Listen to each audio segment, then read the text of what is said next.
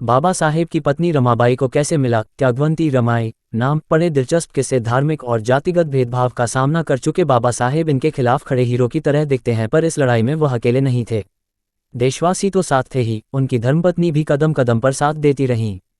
इससे बाबा साहेब अपने रास्ते पर आगे बढ़ते रहे। बाबा साहेब की पहली पत्नी रमाबाई का जन्म 7 फरवरी 1898 को गरीब परिवार में हुआ था। बाबा साहेब डॉक्टर भीमराव अंबेडकर का नाम आते ही सबसे पहले संविधान की याद आती है। संविधान निर्माता के रूप में पूरा देश उन्हें जानता है और यह भी जानता है कि आज़ादी की लड़ाई के साथ ही उन्होंने दबे कुचले पिछड़े वर्ग को आगे लाने के लिए भी लंबी लड़ाई लड़ी। धार्मिक और जातिगत भेदभाव का सामना कर चुके बाबा साहेब इनके खिलाफ खड़े हीरो की तरह दिखते हैं, पर इस लड़ाई में वह अकेले नहीं थे। देशवासी तो साथ थे ही, उनकी धर्मपत्नी भी कदम कदम पर साथ देती रहीं।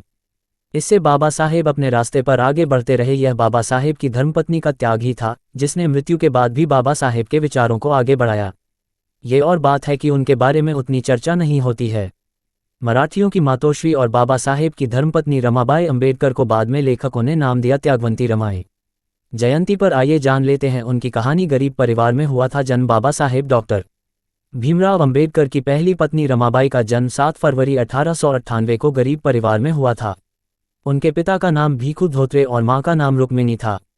परिवार की आर्थिक तंगी झेलते हुए रमाबाई बचपन को पूरी तरह से जी भी नहीं पाई थीं कि माता पिता दोनों का ही निधन हो गया था।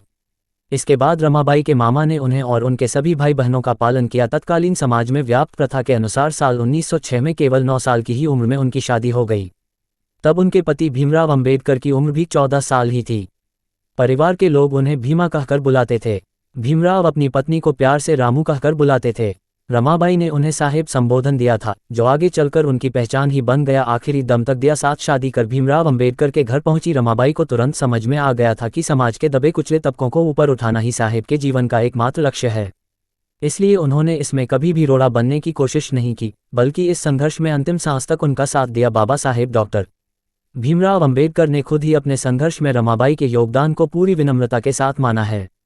बाबा साहेब की लिखी एक किताब है जिसका नाम है थॉट्स ऑन पाकिस्तान। इस किताब को बाबा साहेब ने अपनी पत्नी को ही समर्पित किया है। उन्होंने लिखा है कि साधारण भीमा को डॉक्टर अंबेडकर बनाने में सारा योगदान रमाबाई का है और इसका सारा श्रेय उन्हीं को जाता है। उपले बेचकर जुटाए पैसे। बाबा साहेब डॉक्टर भीमराव अंबेडकर को लगता था कि शिक्षा के बिना सामाजिक न्याय के लिए उनका संघर्ष आगे ही नहीं बढ़ सकता है। उनकी यह बात रमाबाई अच्छे से समझती थीं। इसलिए जब अपनी पढ़ाई के लिए बाबा साहेब सालों घर से बाहर रहे तब भी उन्होंने उफ तक नहीं की। लोगों ने उन्हें ताने मारे, घर में अभाव भरे पड़े थे, पर वह सब कुछ संभालती रहीं। घर चलाने के लिए कभी कभी वह घर घर जाकर उपले भी बेचती थीं। कई बार तो यहाँ तक नौबत आ गई उन्हें दूसरों के घरों में जाकर काम करना पड़ा, पर वह हिम्मत नहीं हारती और हर काम कर बाबा साहेब की पढ़ाई के लिए पैसे जुटाती रहीं। 4 बच्चों की मौत का गम झेला। यही नहीं, ऐसे हालात में जिंदगी उनकी और भी परीक्षा लेती रही। रमाबाई और बाबा साहेब के 5 बच्चे हुए, बेटी इंदु और 4 बेटे यशवंत, गंगाधर, रमेश और राजरत्न। इनमें से 4 की मौत हो गई। केवल सबसे बड़े बेटे यशवंत अंबेडकर ही जीवित रहे। संतान की मौत से बड़ा आघात भला और क्या हो सकता है। फिर भी रमाबाई ने हिम्मत नहीं छोड़ी, बल्कि बाबा साहेब का भी मनोबल बढ़ाती रहीं। इसके कारण देश विदेश में पढ़ाई कर भीमराव आंडे का बाबा साहेब डॉक्टर भीमराव अंबेडकर बनकर सामने आए। त्याग और बलिदान के कारण मिला त्यागवंती रमाई नाम। लगातार 29 सालों तक रमाबाई ने बाबा साहेब का साथ दिया। आखिरकार लंबी बीमारी ने उन्हें हरा दिया और 27 मई 1935 को मुंबई में उनका देहांत हो गया। उन्हीं रमाबाई को महाराष्ट्र ही नहीं, पूरे देश में मातोश्री यानी माताश्री कहकर संबोधित किया जाता है, जिनके त्याग, बलिदान और समर्पण को देखते हुए लेखकों ने त्यागवंती रमाई की संज्ञा दी। सूचना सिर्फ मान्यताओं और जानकारियों पर आधारित है। यहाँ ये बताना जरूरी है कि यह मेरा वीडियो किसी भी तरह की मान्यता, जानकारी की पुष्टि नहीं करता है। किसी भी जानकारी या मान्यता को अमल में लाने से पहले संबंधित विशेषज्ञ से सलाह लें। धन्यवाद।